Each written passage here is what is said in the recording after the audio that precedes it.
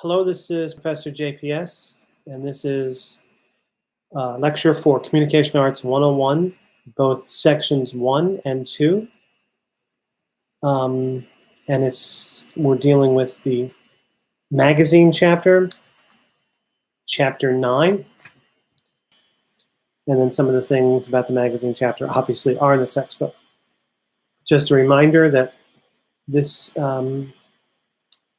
is a lecture, a streamlined lecture for both sections 1 and 2. Section 1 is Monday and Wednesday from 10 to 11:20, and section 2 is Tuesday evenings from 5:30 to 8:25. Since both sections have been caught up to the same material, I'm going to utilize this lecture for both sections. So just keep an eye on that for both of you in Communication Arts 101 for both sections.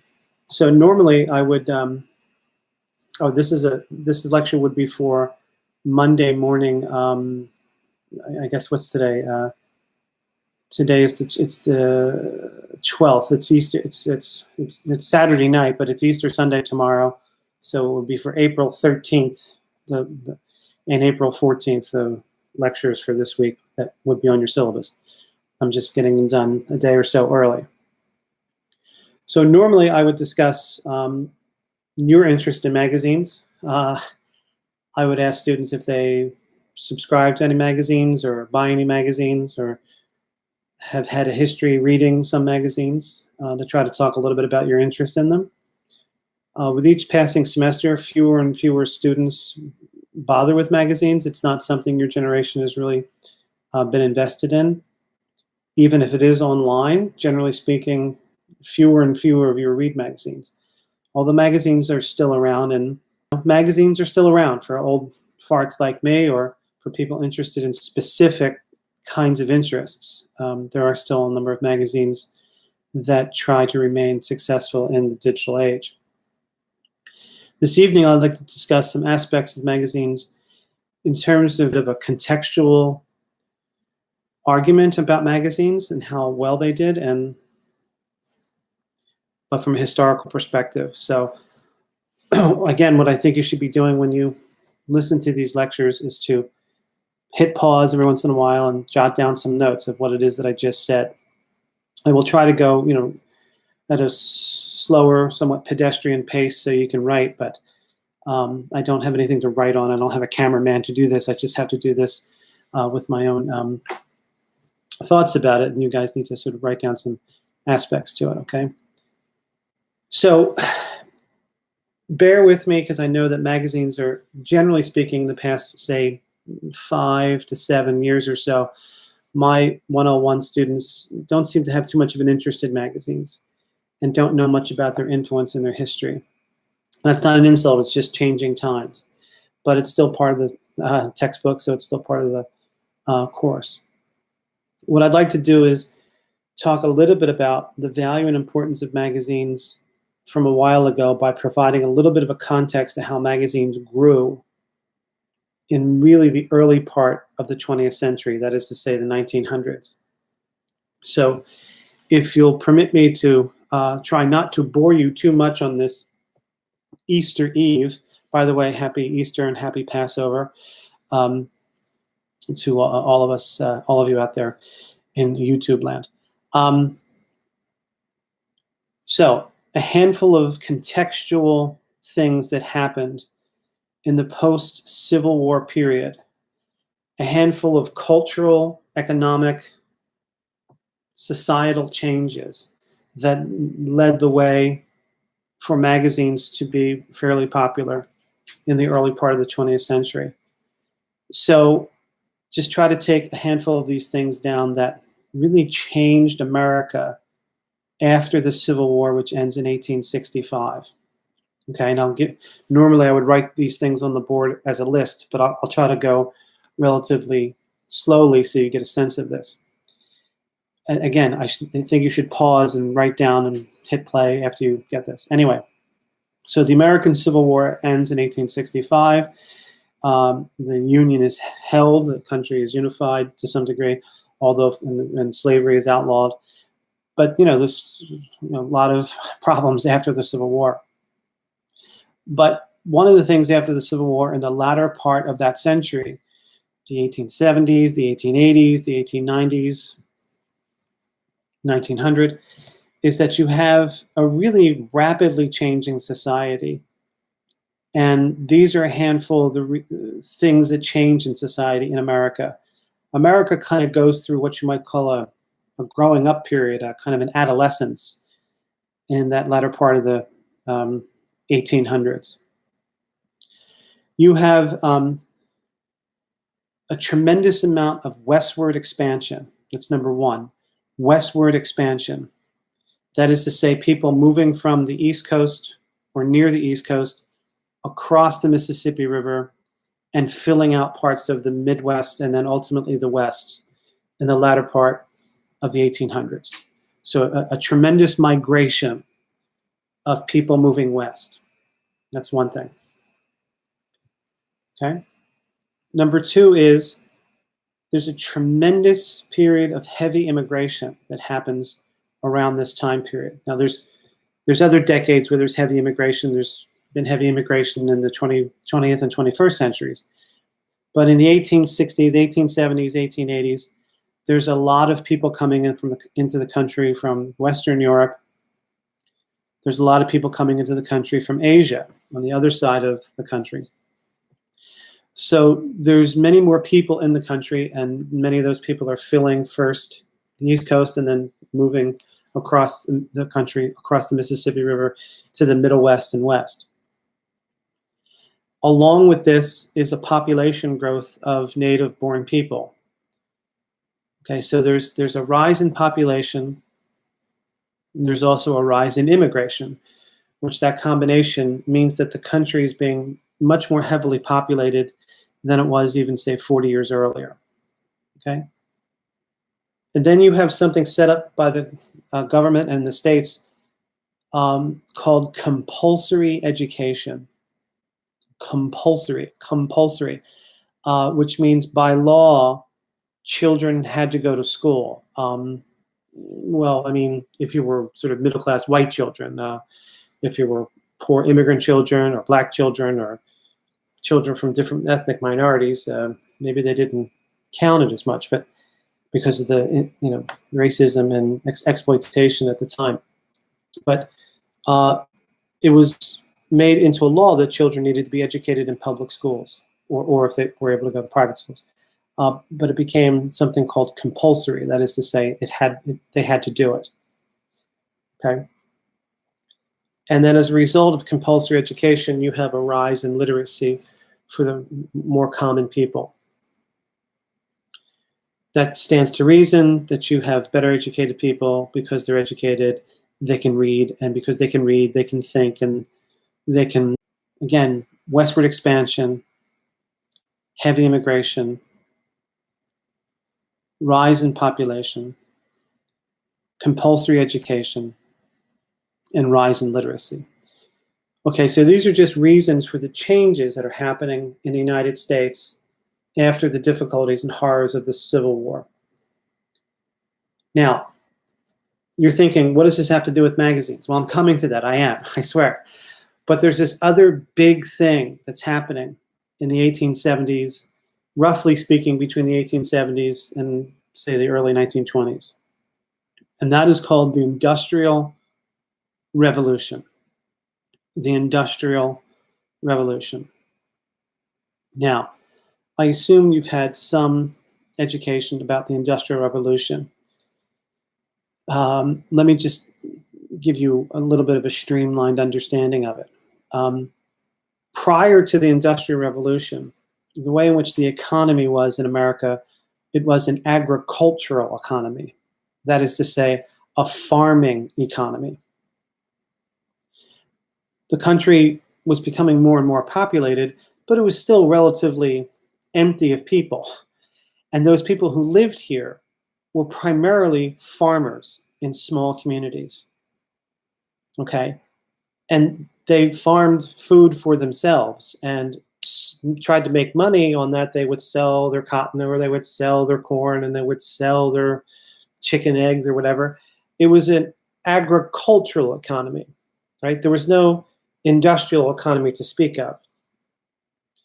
But in the 1850s, 1860s, 1870s, you have changes in technologies with the cotton gin and some other changes in technologies that allow for mass production of goods, right? So you could mass produce all kinds of things to then sell that was being made in the Industrial Revolution. And America did very well in the Industrial Revolution because America kind of lifted itself from being an agricultural economy to an industrialized economy. And what that meant was you had people working factories, 12-hour shifts, children sometimes working in factories, women working in factories. And the factory owners were making a tremendous amount of money because it wasn't just people living in small towns. Like, let me give you just like a basic example. If you lived in a small town or a farming community and you needed, say, new shoes, right? You didn't go to the mall to a shoe store and try on 40 pairs of shoes. It didn't exist like that. You went down to like some guy who worked as a shoemaker in your town, and you put your foot in this like giant block. And there wasn't a way that factory workers had assembly lines to do that. But once they did have assembly lines to do that, then this product, say shoes or whatever product you want to talk about, became produced at a high level. And the king of all of the Industrial Revolution products was the automobile, because the automobile was produced on an assembly line. So you'd have the base of the car and the motor and all that, and then the next go down a line, and next guy would put wheels on it, and next guy would put, the windshield on it or whatever. And the car became so unbelievably successful, and that people who rode horses before that, they had to contend now with the automobile, and then trucks, and then society changed quite a bit with the automobile. Just in general, the whole country started to change as a result of the Industrial Revolution. And immigrants who were coming from all over Central and Eastern and Western Europe or Asia were working like crazy in these factories. And much of the time, these people were kind of taken advantage of because they were immigrants and they had no real standing and they had no real power. And they were paid next to nothing by the capitalists who had all of the power of the factory owner. So you have this really significant change in the culture with Industrial Revolution and with the previous things that I'd mentioned. Now, where do magazines come into this? Where magazines come into this is because magazines become the most powerful medium around 1900 to 1920. To try to cover this ever-changing America in terms of its industrial boom. But also, and I think most poignantly, magazines were the ones that had a social conscience about the dangers and corruptions of the Industrial Revolution, about the dangers and corruptions of exploiting immigrant workers, about the dangers of people who were putting terrible, terrible things into, say, canned food, because now they could send canned food and sell it to stores.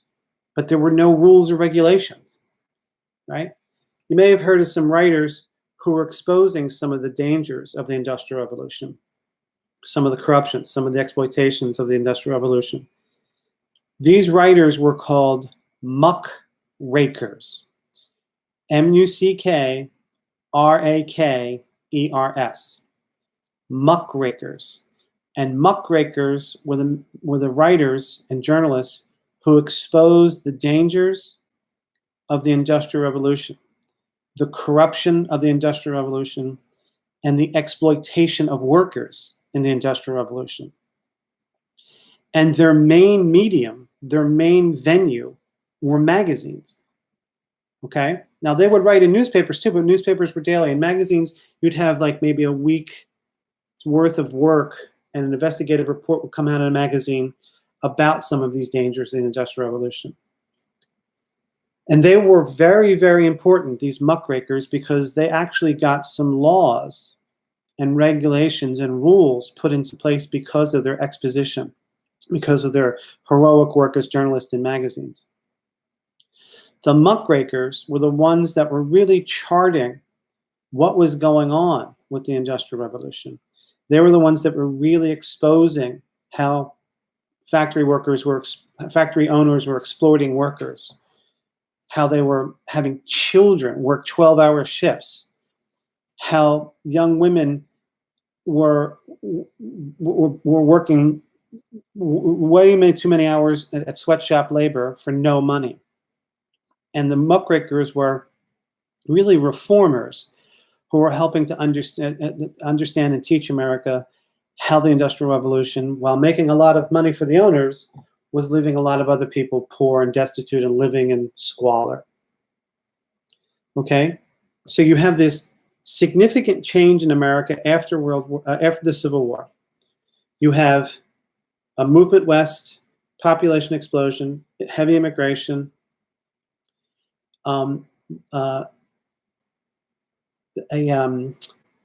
compulsory education, and rise in literacy. And then you have this Industrial Revolution, which is making a lot of money for people who already own the factories. And America is growing like crazy, but at the same time, you have people at the bottom who were really suffering. And prior to the Industrial Revolution, the gap between rich and poor was like this. Okay, you had poorer people who sort of were able to sustain themselves, and you had richer people who were up here. When the Industrial Revolution came into being, and you had lots of money being made, the gap between the rich and the poor was like this. The rich had so much money, and the poor were just holding on for what they could get in around 1900 to about 1920, 1930. But it's the muckrakers in magazines.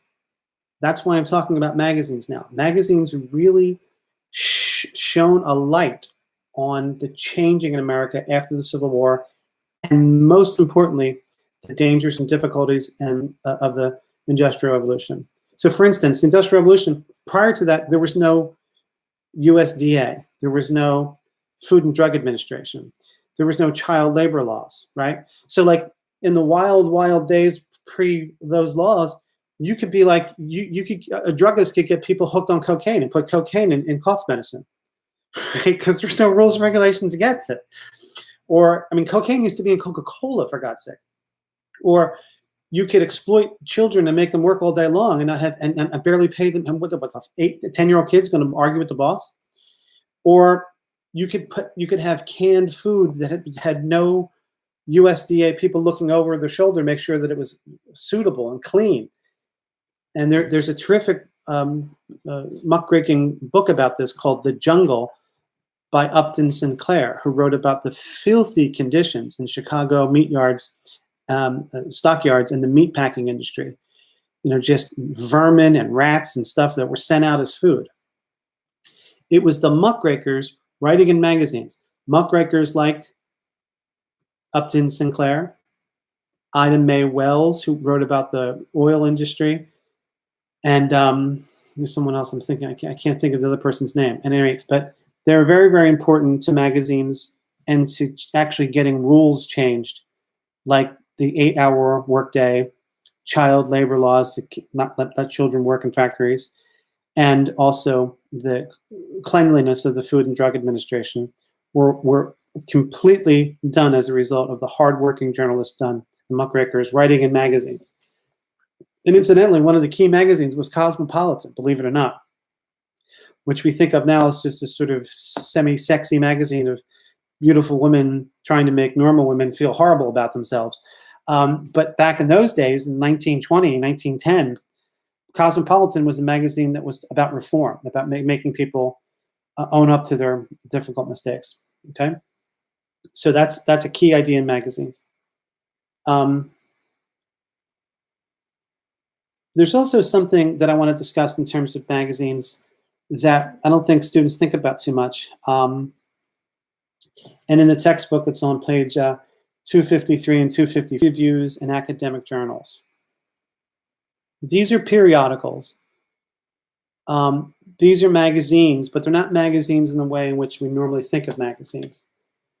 I think we normally think of magazines as something you see at the doctor's office, or something you see if you're getting on a plane, or something you see, and academic journals are not that. First of all, literary reviews and academic journals are essentially the same thing. They're more or less academic journals. A literary review is an academic journal for literature and poetry. It's for people who are English majors or people who really like to read. Academic journals are journals for everybody else in academia, in research that's college level stuff, written by researchers, professors, people who know their major. If you're an accounting professor, or you're a professor in communication, or if you're a professor in sociology, or if you're a professor in whatever major, there are dozens of different kind of journals within that major. Now, just as a magazine, I think it's important that you guys should understand the value of academic journals. Because academic journals, in one form or another, are the academic and intellectual backbone of colleges and universities. Okay? And many of you are just starting college, and some of you have been in college for a little while, and maybe you like it, maybe you don't. But there are ideas in academic journals. And I want to share with you why I think you should know a little bit about this, even if you're never going to read an academic journal ever in your life, which odds are you probably won't, unless you really get into your chosen major. But the thing about academic journals is it's very important that it is part of each, let's say, major or area of study. And they're valuable because of a handful of really, really stringent rules and reasons. Okay? Academic journals and literary reviews, let's just call them academic journals because they're essentially the same thing. And literary reviews are really just for literature and poetry, okay? For the most part. What an academic journal does, first of all, the rules of academic journals are this. They are blind and peer-reviewed. They are blind. A peer-reviewed journal means that a journal article is reviewed first before it's published by people who are knowledgeable in the subject. Okay? That's what it means when it says it's peer-reviewed. Okay? You can't, and what other people have written about that subject. It's called a review of the literature. And then you work on an article that you're interested in, and then you send it to the journal editors, right? And the journal editors, they take that article, and all those people who were journal editor revolutionary or just nonsense. They know what they're talking about, okay? The other thing is blind reviewed means the first review of a journal article, there's no name attached. There's no name. There's only a code.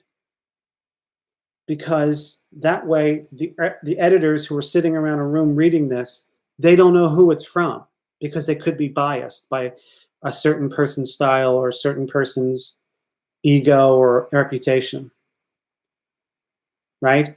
So if I happen to write a piece that I find very interesting and I send it to, say, a film or communications journal, they don't know who I am. A code is given, and then that code is later found, then that they find out who I am later, and then they publish or don't publish. The third thing that you should understand, there's no money involved, right? So just let that sink in for a second. So hard work and research and writing is done. Then it's sent to a group of people who really were smart and educated and experienced. And you don't even have your name next to it initially, and you're not going to get any money out of it. Now, why would anybody do that? You may think to yourself. And you're thinking, what does this have to do with magazines? It's a kind of magazine. Just stay with me here, okay? The reason that graduate students and professors are trying to get published and trying to make a reputation for themselves is not for the money. They don't get any money. It's for the subject matter. It's because they love the subject matter and they're trying to increase knowledge about whatever. I mean, whatever major, whatever professor you've ever had, they've had to at least read journals, if not try to get published in them. And when they're blind reviewed, you don't know who it is. Okay? I'll give you an example of what I mean. My wife, Katie, is like way smarter than I am. And a handful of years ago, 15 years ago maybe, she was a journal editor and she got a piece by somebody. Now, the woman, it was a person whose name was not on it, but my Katie thought, oh, I think I know who this is. I know this writing style. I know this topic. I have a feeling I know who this is, right? And she was really stricken because she didn't know what to do but she said, I'm not sure. And I said, well, let's just go away from it for a little while. Just sit down. Let's have dinner. Let's talk about something else. And then, tell me what you're thinking. And she's like, I think it's this person that I think I know who's really smart, but I'm not sure. I'm really not sure. And I said, well, listen, you just have to be honest with yourself, because if you think you know who it is, you have to abstain and not do it. But if you can't make it absolutely sure that you know that it's not this person, then you just have to go with your gut. And Katie went with her gut and she said, this is a terrific piece. Let's include it.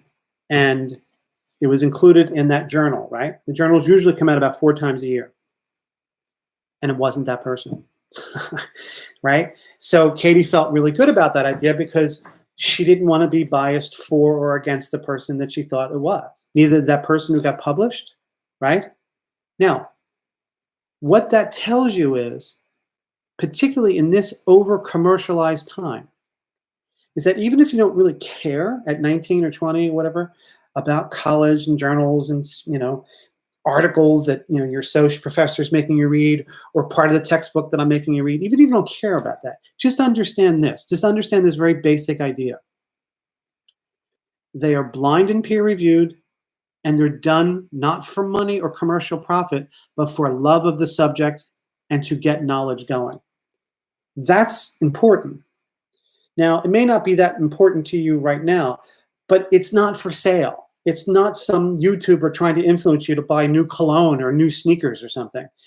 It's someone working their head off to talk about a subject because they think the value of that subject is important. And that's why academic journals are the backbone to institutions like colleges and universities, from NCC to Harvard, right? I mean, it's important that you understand that. It's important to understand that periodical / magazine helps to build reputations and helps to make subjects interesting. Think of it this way. You probably heard the New England Journal of Medicine, right? You probably heard of that. Every once in a while, you hear about a study about the New England Journal of Medicine publishing about heart disease or breast cancer in women or whatever, right?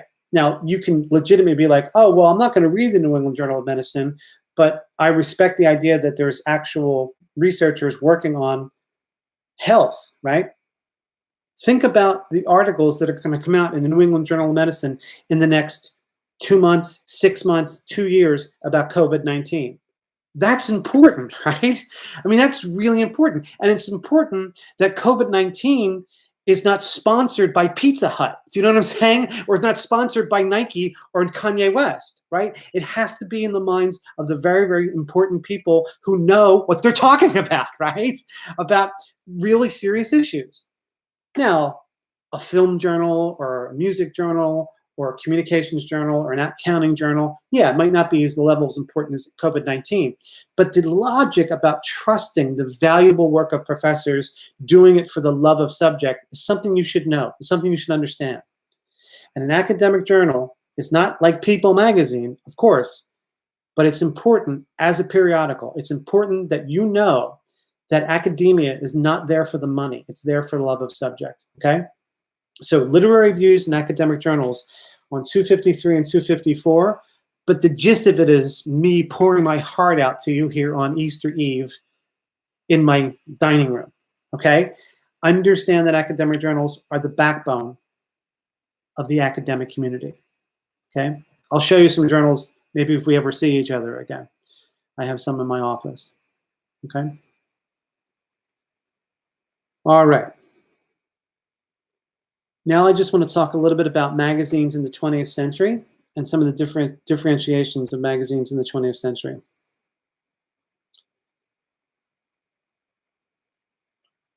Remember that, let's just say 1900 to about 1960, the first half of the 20th century, even a little more than half.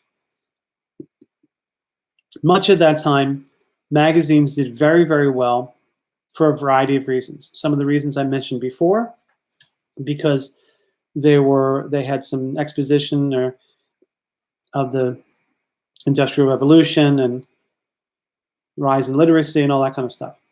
But remember, there's no television really to the 50s, right? There's no radio really until the 20s. There's certainly no Instagram, right? So magazines, people liked them. They picked them up. They were a dime or a quarter or maybe $1 if they were very expensive. And they had an impact. And most of the time, magazines from 1900 to 1960, they were written and distributed and published to what I call the audience. From 1900 to 1960, magazines were really published for what you would call the audience, for everybody, kind of a G-rated idea. And that magazines that did very, very well were magazines that were published with the entire audience in mind of Americans. White or black, rich or poor. Generally speaking, the gist of the articles in magazines did so well were mass magazines like Life magazine or Reader's Digest or something called the Saturday Evening Post, which you probably have never heard of, but you may have heard of a guy called Norman Rockwell, who was an illustrator, and his illustrations are very, very sweet and all-American. He was an illustrator for that magazine for many, many years. So what I'm getting at is magazines, generally speaking, were like an every person kind of idea. And the stuff in magazines represented all of us. And through the decades, whether there was World War II, it would always be about, bringing our boys home, or if it was in the 30s, it was about the Depression. And it was something that everyone, generally speaking, absorbed in very similar ways. Okay? And the advertising for magazines were really mainly for the family, primarily. It was what you might call a general interest magazine, for the most part, okay? That changes around 1960 or so. And from 1960 to the present day, magazines are produced and distributed and published for an audience in mind, focused audience in mind. Because the general interest magazines started to lose favor and become corny and could not compete with film and then television, and certainly would never have a chance against the internet, okay? And magazines today are still holding on for that general interest, that specified interest reader, right?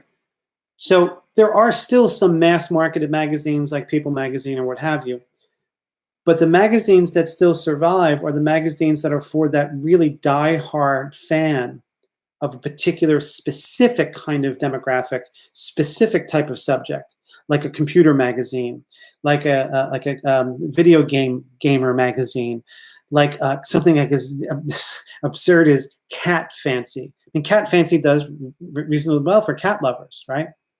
That is never going to be a mass-marketed magazine. But there's a loyal audience to Cat Fancy. There's loyal audiences to certain computer magazines or video gamer magazines or even some sports magazines, okay? It changed right around the 60s as so many other things changed. And the people who produce and distribute magazines have been losing money now for years. That's why they're trying to hold on to a digital foothold that they've created. And you can still get magazines digitally, certainly. But they have a kind of marketing phrase for these two different ideas. One is called shotgun blast, and the other is called a rifle shot. Now, shotgun blast, which is they're both murderous metaphors, but a shotgun blast is, if you I don't know if you know much about guns, I don't, but I know that if you shoot a shotgun, it's a lot of the buckshot comes out and can kill, 10 people right in front of you. But a rifle is trying to pick out one person. So a rifle shot is a shot in advertising terms to reach the very specified audience. which would be magazines from the 60s onward. And a shotgun blast is to try to reach everybody, right? And you can't really reach everybody in contemporary times because most people have their own ideas of what they're doing on the internet and what they're using the internet for. But there are some magazines that still do okay because they're trying their best, magazine publishers that are trying to hone in on that specified audience. And even if you go to Barnes and Noble, there's still a million magazines there, right? And some of them are general interest, but for the most part, the magazines that are there are magazines that are specified for particular demographics. You know, fashion magazines, I mean, it's generally for women, but, you know, I guess some men watch them, read them. You know, bridal magazines, architectural magazines, sports magazines. It's really, it's a much more specified audience. It's a much more of a rifle shot because they want that audience to come back as much as possible, okay? But magazines have been losing money like other 20th century media have. And, but magazines are, you know, they're still around and still people still buy them.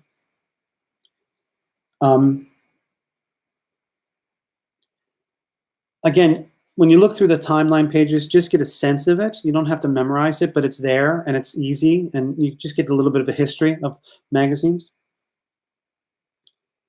And I think I mentioned the other pages, 253 and 254, where they're talking 53 that you can see, and some discussions of different kinds of magazines. Much of what I discussed in the beginning of this lecture is not really in the textbook. It's stuff that I added to, I think, the textbook stuff in terms of giving some context. And the literary review stuff is in the textbook and academic journals, but I expanded on it from my own experience and understanding of it, okay? Is to understand that magazines make most of their money through advertising. And that's it, not really subscription sales, although they do make some of their money through subscriptions, but fewer and fewer dollars come from subscriptions these days. And certainly not box office. You know, people don't pick up magazines in stores like they used to. That's why they're so expensive, magazines. Because people don't, you know, if people are going to buy a magazine, they're going to have to pay a decent amount of money for it. The magazines make their money through advertisement. I mean, I don't know if there's a number of the young women in the classes who look through fashion magazines. I mean, there's barely anything to read in those magazines. Cosmopolitan or Elle or Glamour or what have you. They're so filled with advertising. Now, there's some magazines out there that are still fighting the good fight who don't even use advertising. And I think that if you think about, I think a good paper topic might be to compare and contrast women's magazines. One is a magazine called Ms., and there's another magazine called Cosmopolitan. And Ms. magazine, both magazines are essentially written and about women, and they come at the subject in completely two different positions. The Cosmopolitan magazine is a magazine that really is about making women an object, and Ms. magazine, MS, is a magazine that tries to talk about real women's issues. Why women still get less money than men do at the same job, you know, health of women, objectification of women, how women are treated terribly all over the world. And it doesn't have any advertisements. So it doesn't make much money either, but it's a magazine that really tries to educate people about the plight of women in contemporary America. Whereas Cosmo is much more fun in a way, and it's sensualized and sexualized. But I think the real message of Cosmo magazine is to make ordinary women think that they're not good enough, that they have to do something to please a man, or do something to themselves to get a man. It's something to consider in terms of your paper topics. I think a good compare and contrast of those magazines would be worth it. But I digress. Magazines are still around, and they have an interesting history, and they're, like many of the other media we've been talking about, have a very, very deep connection with advertising.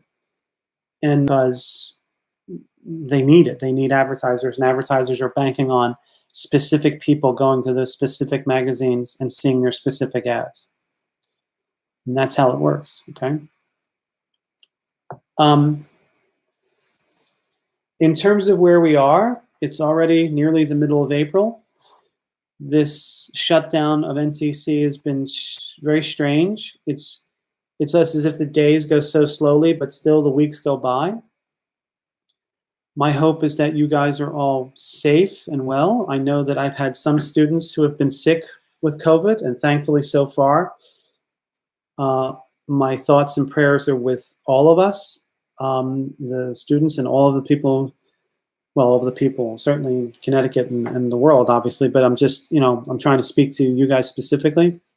Please take this seriously. I've been saying this before. Make sure that you're washing your hands all the time.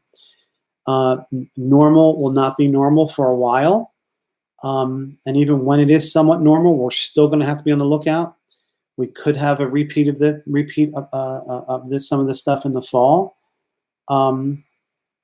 Until there is a vaccine, which is at least a year away, we have to be on the lookout. We have to, be on the lookout with each other and be really smart about this. So just please, I know a lot of you are 20 years old and whatever, 19, 20 years old, but like you are not invulnerable. There have been 20-year-olds who've died. So please just make sure that you're paying attention to what you have to do.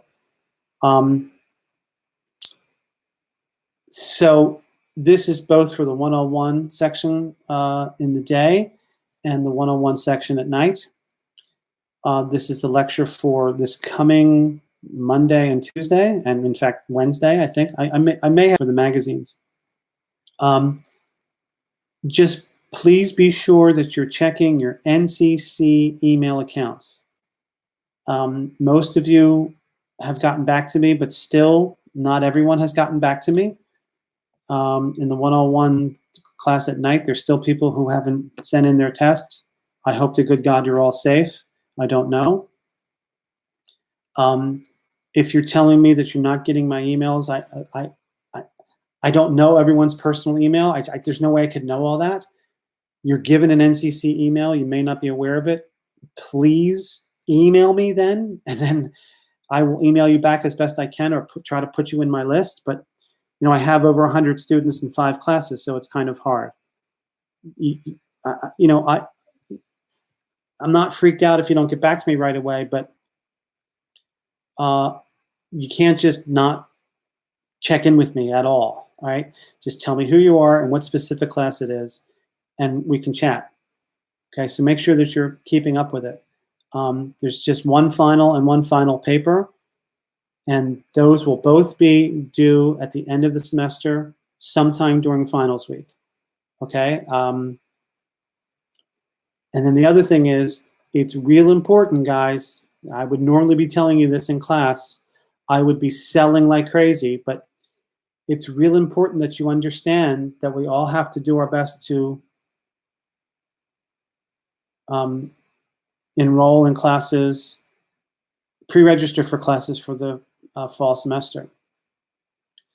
Now, God knows what the economy is going to be like in the fall, but it could very well be that a lot of UConn or WestConn or Central Con students are going to come to community college. I don't know. I mean, I don't know. I want everyone to go to college where they want to go to.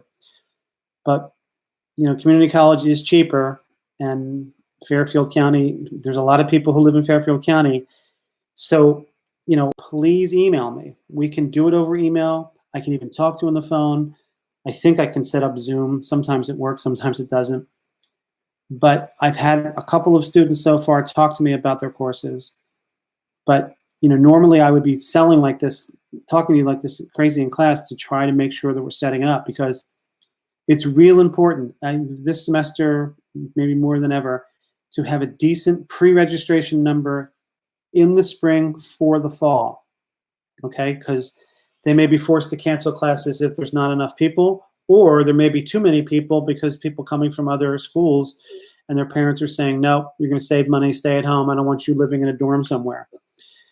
So we really don't know what's going to be happening, but at the very least, please sign up or just get in touch with me. I'll be happy to do my best to tell you what courses to take. I myself am teaching this course again in case you fail. And I'm also teaching 2 film studies courses in the fall. One is called COM 157, American Film, and that is a course in all independent cinema, okay? And what that means is it meets once a week. I go in and talk for an hour and change, then we watch a movie, and then we break it down in terms of art, aesthetics, and political context. That's COM 157, American Film. And then I'm teaching on Thursdays, COM 256, Focus on Directors. Another film studies course, meets once a week. It's 3 hours long. I talk for an hour and change, then we watch a film, then we break it down, okay? Those are a 100 level class and a 200 level class. They're both liberal arts electives and they're both humanities electives. I would love for you to take those classes in the fall. I would love to see students again in the classroom in the fall, okay? And I'm teaching 2 sections of this particular class also in the fall. I'm also teaching a summer class. I'm teaching COM 256, that same one I'm teaching in the fall. I'm also teaching it in the summer, in June. Now, I've been told that it's pretty much assured that June is still going to be online at NCC, but I'm still offering it if you're interested in taking it. It's a fairly good way to get 3 credits in less than a month. It's the entire month of June. No, is that right? It's like the end of May to the end of June. It's about not even 4 full weeks. And if we were holding the class in the classroom, I would buy donuts for you, but I don't know what we're going to do because apparently it might be all online and it's a film studies class. So I don't know, maybe students would have to find the films, but we'll see. But it's not just about me, it's about you in terms of getting the classes you need, the math, the science, the English 102s, the speech classes, and then if you're a communication arts major, I'm the person to see, okay? So please don't let that go by. It's very, very important that we know that we have to enroll in courses, okay? Because we really need decent numbers from the spring to the fall in order to keep going. I hope you have a good Easter. I hope you had a good Passover. Please stay safe. Make sure you're using your head. Even if you run to the store, wash your hands immediately. Immediately. Like, don't fart around with this. You can't. You cannot, right? And phone. I know I have to discipline myself. I'm so used to the classroom. I've been at NCC 21 years. And it'll be 22 completely after this semester. And you have to think of your computer at home or your phone or iPad or whatever you're using really as your classroom. You have to, because otherwise you're just going to let it get away from you. I know that you're used to going to concentrate, and you have to stay in touch with me and your other professors, okay? Just for me, the thing that I want you to make sure you're doing is letting me know who you are, because I have over 100 students. So if you're going to email me, just email me, say, hey, Shields, it's Joe Blow. I'm in Com 101, Section 1, Monday, Wednesday. Or Tom, I might not know who you are. I might have another Sally or Tom in another class. So, and it's wasting a lot of time for me. So try to do your best, because I have over 100 students this semester. So try your best to make sure you're identifying yourself, okay? And any questions, email me. Email me, okay? I'm going to send an email just now after this to let you know that this is up and put some supplemental information in there, okay? Thank you, and stay safe. Good night.